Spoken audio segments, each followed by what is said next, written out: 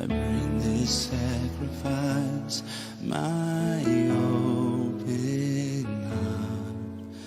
I offer up my life. I look to you, Lord, your love that never ends restores me again. So I lift my eyes to you, Lord, and in your strength will I break through, Lord. Touch me now, let your love fall down on me. I know your love dispels all my fears. Through the storm I will hold on, Lord, and by faith I will walk on, Lord. Then I'll see beyond my Calvary day, and I will be complete in you.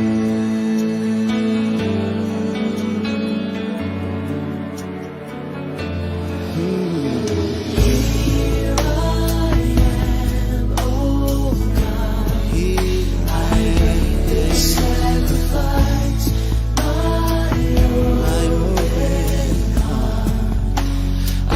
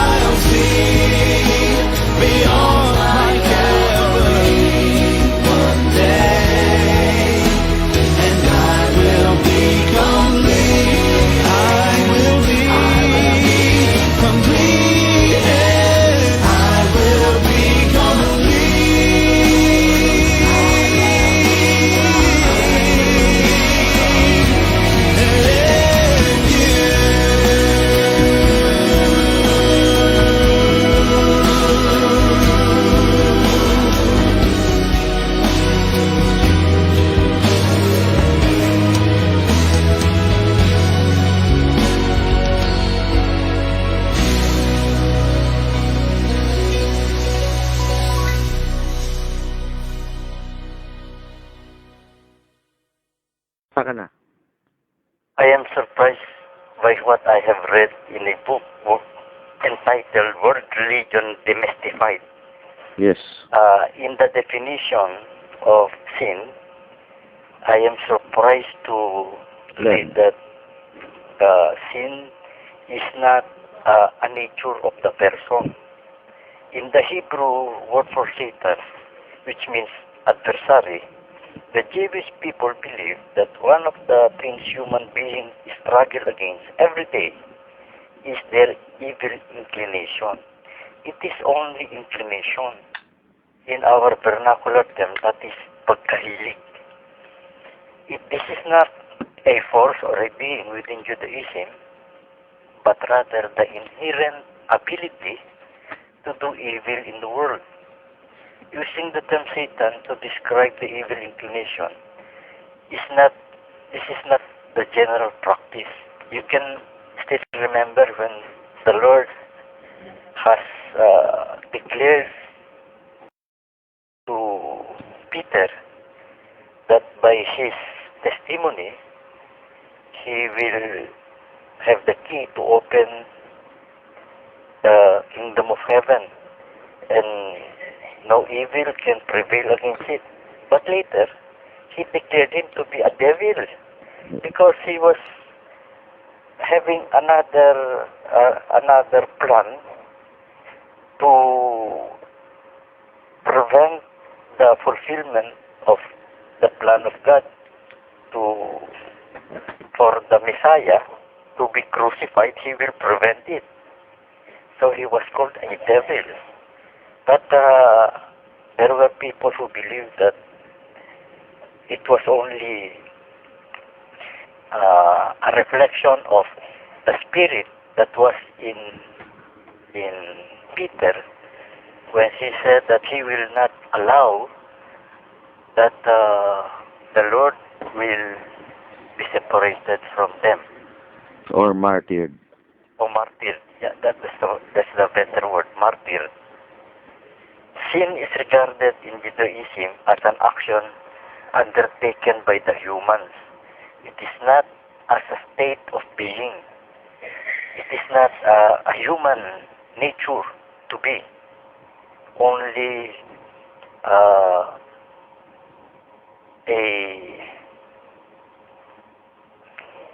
leaning, whether to the left or to the right, but the person remains the same. It is only perhaps his conviction that will drive him to whatever direction. So, what I can say, the Jewish definition of sin that you mentioned is perfect in our English concept of sin. That is more or less exact. The inclination to do evil. Because when you use the word evil, that is already the what is Nature. no, what people are used to. Let me give you an example. The whole world calls Hitler evil. So that is sin for them. Personified. Yes. What they look upon as evil are very horrendous, bad things. Very wicked, very cruel, very ruthless. So, unless you are a bank robber, you are a thief, you are a kidnapper, you are a liar, you are, what else? A rapist. If you do very seemingly, I say seemingly, in the eyes of men, you do wicked things according to what the world sees as wicked, then that is sin. Now, why am I saying this? Because they they don't know there is another definition of sin that is, shall we say, not close to what they thought sin was. Because what they see as sin is doing very horrendous crimes. Hello? Yes. Continue. But there is a definition of sin that means a very surprisingly simple mistake, a simple oversight. And failure. Yes, and I will define it, they define it as missing the mark. When you say missing the mark, people do not regard it as something grievous, something that they should worry about. They take it lightly. You see, that is the surprising. I'm looking for the book of Richard Gann on the sin of Adam while I'm talking. So the definition of sin, whether Hebrew or Greek, that is surprisingly different from the mindset of many people today, even Christians, is the definition of missing the mark. I saw the book now. Oops. Sin of Adam. Okay, got it. I'm opening it right now. So, the definition or meaning, missing the mark, for others, it's a small, light matter. It is not something to be taken seriously that they have sinned against God. But many do not realize it is in the smallest matters that they gradually fall into disfavor with God. Hello? Yes. The smallest matters, I could give example, are the minute instructions given by God for many things. Like. Example, being Berean. It is commanded by God how we should process information coming from others. Proverbs 18:13. Proverbs 18:14. No, 13. You want to read that? No. 18:13. Yes. You want to read that verse? No, I have to get the Bible. Okay. I'm going to pause this because it's important. Okay, get the Bible. Please read for us.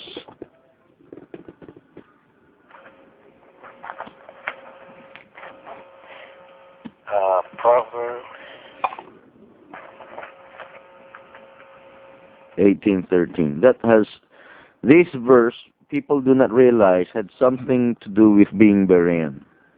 I am now at 18:13, and Okay. it says, "He that answereth a matter before he heareth it, it is folly and shame unto him." Okay, you know what that means? When the person Suddenly interjects. He does not let the others finish. yes, So, before the person even know anything about the matter, he already speaks about it. yes, as though he knows everything. Stressing to be wise, they become fools. you will become a failure. Yes. Now, the failure is failure to listen. I've been accused of that.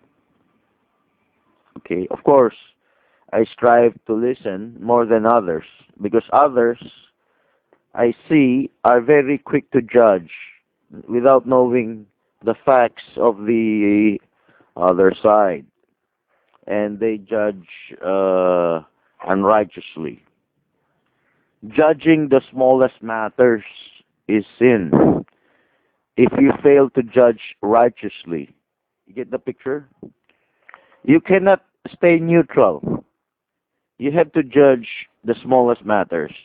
You cannot say that's their problem. You have to declare what is sin and what is not, what is right and what is wrong.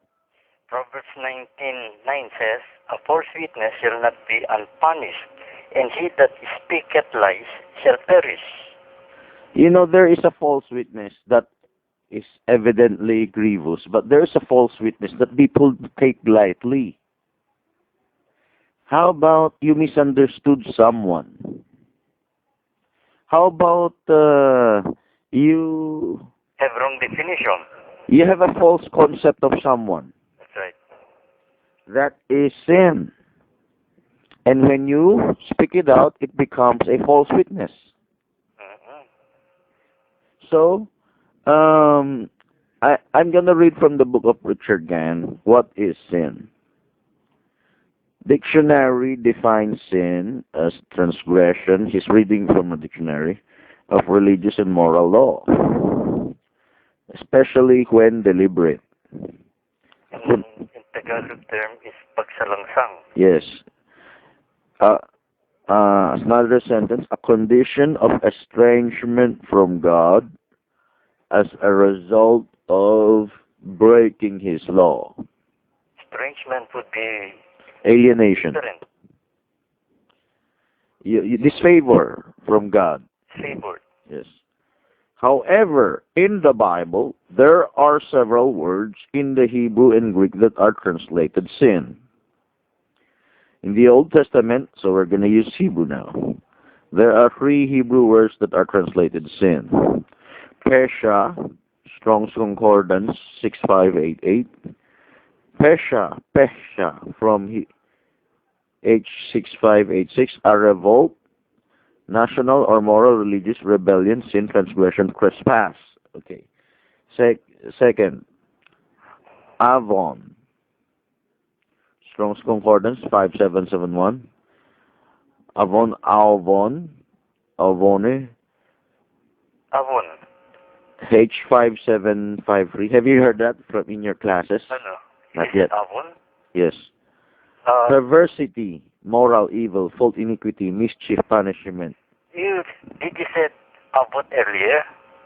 That's the second one. The first one is Pesha. Yeah, and the third is Avon. No, the second. I've not yet reached the third. So it's Missing the mark might be... it's Avon, not Avon. It's same spelling with the product Avon. It defines fault, iniquity, mischief, punishment of iniquity.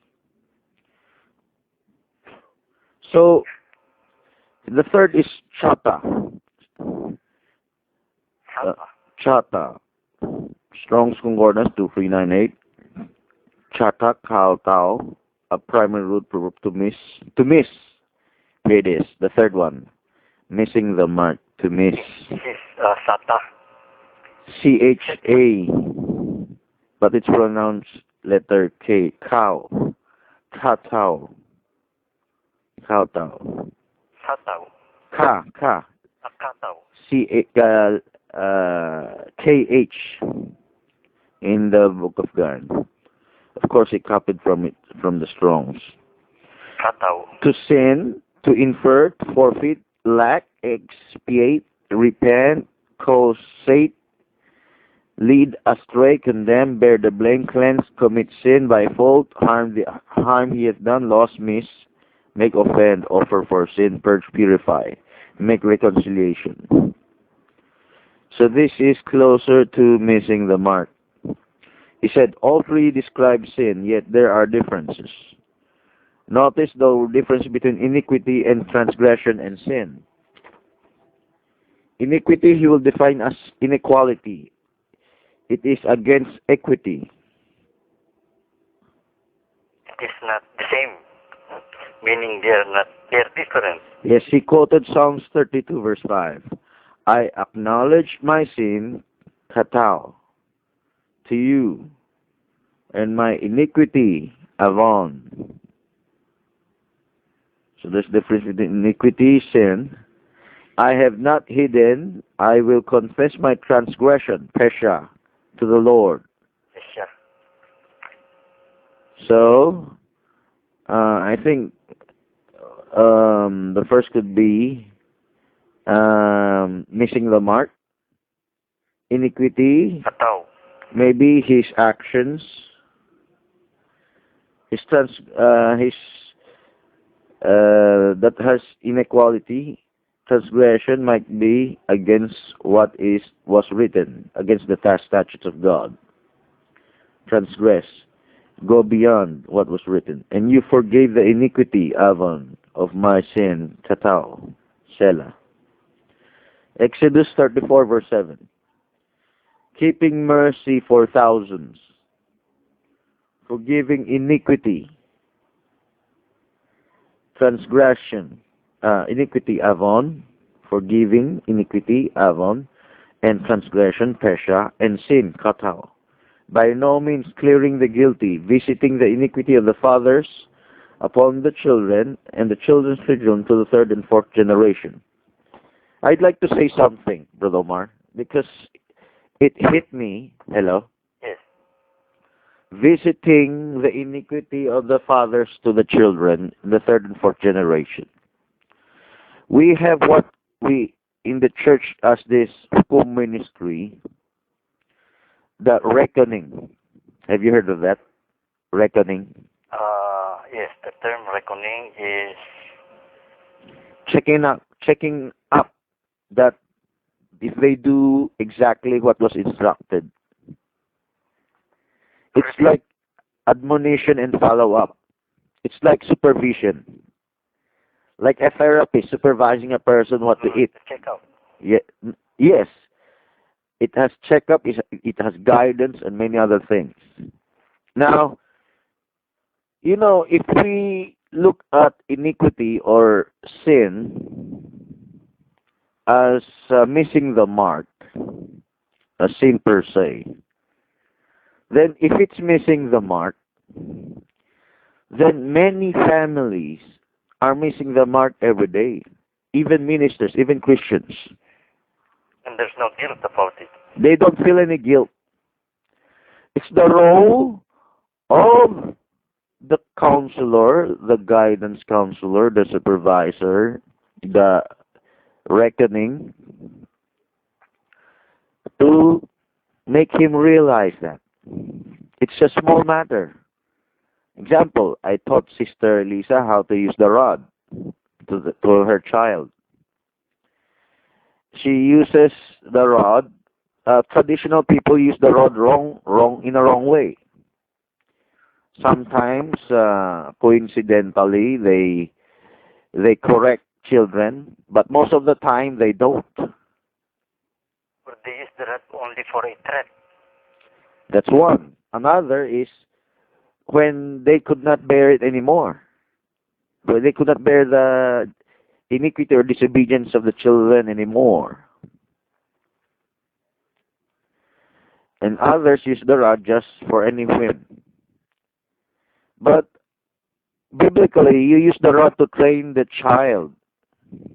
So you don't necessarily have to hit him very hard. You just need to tap him lightly. You have to hit him very hard if, of course, you're just starting out and he got used to being disobedient and disrespectful.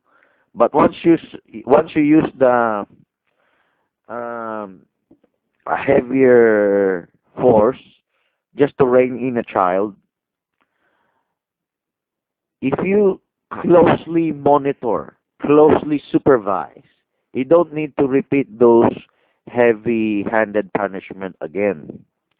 You just need to tap him, oh, this is what you do, this is what you do.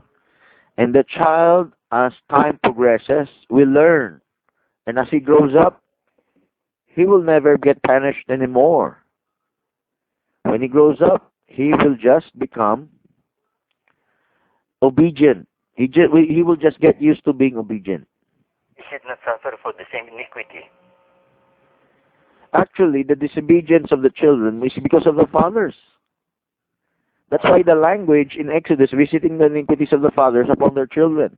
It is the fathers, the parents, Corrected. who are to blame. That's why their children have iniquity. Because they took something lightly. They took it lightly that what? They took it lightly that do not need to use offensive rod. They do not need to follow the instructions how to do that. If there is an available instruction for them, they refuse. They would rather lean on their own understanding how they would apply that. And for them, that is not sin. They miss the mark, yes, but for them, they take it lightly. Oh, I just committed a small mistake. What I'm saying a while ago is that small mistake will grow. And that small mistake that will grow into a permanent nature of the child or of the parent, and eventually they will have a hard time. And because of that small mistake, that that mistake, we could agree it's small because it's not irrevocable. It's not something that it could not easily resolve. But they do not resolve it because they look upon it lightly. You get the picture? Because they look upon it lightly, they do not resolve it. It's easily resolved because it's small. But they do not resolve it. It could easily be resolved. They do not resolve it. They do not immediately take that matter into their hands to correct it. They ignore the reckoning. They do not want the reckoning. What happens to them? Then that seemingly small sin of missing the mark grows. The worst thing is they do not identify it as grievous, as the apparent sin or iniquity or transgression or wickedness. You get the picture? Wickedness as what people would identify as evil. In the definitions I gave you, not all are seen by people as evil. When you transgress, you went beyond something.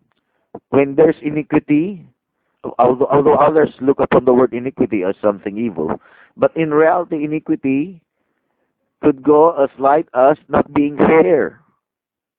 Get the picture? If you're not Berean, you're not being fair. Unjust.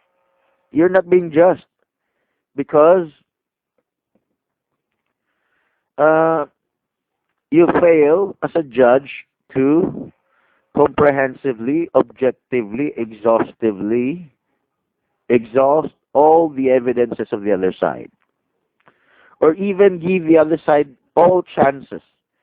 But when they go to court and when somebody would go to prison, they're careful. They could reverse their decision if new evidences come to light. You see that? What about financial transactions? They're so careful to investigate. You see? They're so careful to get proofs of their payment or what? Or contract. But what about spiritual instruction? Spiritual instruction for some churches are not as progressive or as complete as what the Lord has revealed. But they're not to blame if they have never heard of it. But what if they have a chance and they just refuse to do it? What if by nature they're already closed-minded? They only want to listen to their own denomination, their own group. What if they do also listen to others, but they are selective in whom they should listen? They have that discrimination whom they should listen. Discrimination would be sin. Yes, that's iniquity. God is no respecter of persons. He expects us not to be a respecter of person. James chapter 1 or 2. Is it chapter 1, chapter 2? God is no respecter of person. When someone arrayed in fine clothes goes to a meeting, they give him the best seats in the house. People give the person the best seats. It's not exactly the dress, but if the person is a big shot, a big time, you give him the best seats of the house. When you see a poor person, that's what's said in James. You give him lesser consideration, lesser seats of the house. Now, did you know that is happening today? Well, not just in giving reverence or acknowledgement to some important big shot person, but also on whom they want to listen. If it's a foreigner, they would rather listen to it. And having biases would be sin also. Amen. But they took it lightly. They never realized it's a big deal. It's no big deal. If they could be confronted with it, they would admit it. But hey, it's no big deal. But because of that attitude, they will never progress. To progress would be In the Word, progress. They would never receive progressive revelation from God, especially the important ones. Unless it came from their own favorites, they would never receive it.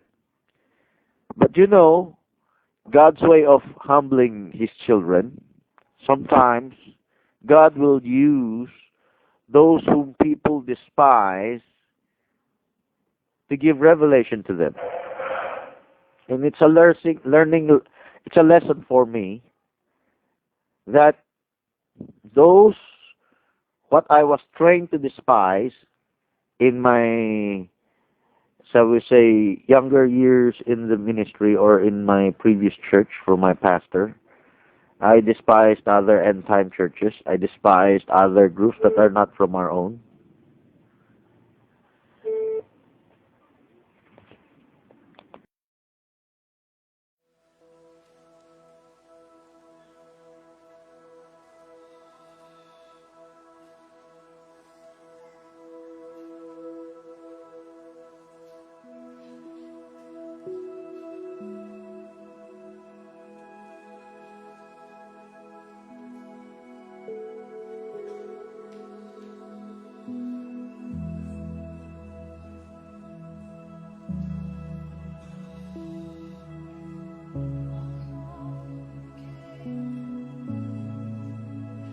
I called and you came.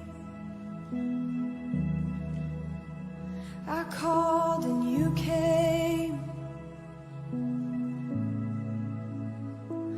I called, you answered, and you came to my rescue, and I wanna be where you are.